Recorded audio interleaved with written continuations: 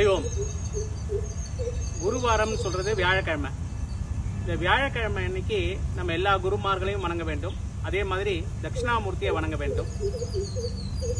நவக்கிரகத்தில் இருக்கக்கூடிய பிரகஸ்பதினு சொல்லக்கூடிய குருவை வணங்கணும். நவக்கிரகத்தில் இருக்கக்கூடியவர் பிரகஸ்பதி வேற, தட்சிணாமூர்த்தி வேற. இந்த நவக்கிரகத்தில் இருக்கக்கூடிய குருவானவர் குரு பெயர்ச்சி ஆவார்.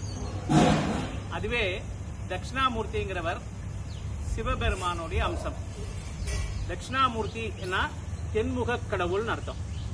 அவர் தெற்கு நோக்கி பார்க்கிறார். அப்ப நம்ம அவரை எப்படி பார்ப்போம்? வடக்கு நோக்கி உட்கார்ந்து பார்ப்போம்.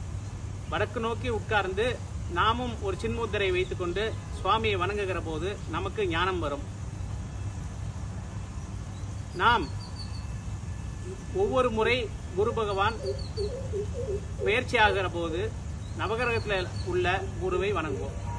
ஆனால் வாராவாரம் நவகிரகத்தில் இருக்கக்கூடிய குருவையும் தட்சிணாமூர்த்தியும் வணங்குவோம். இந்த அருமையான கருத்தை சித்தருடைய பீடத்திலிருந்து, ஜெயதுர்கா பீடத்திலிருந்து அறிந்து கொண்டோம். நன்றாக. குருவாழ்க. குருவே துணை.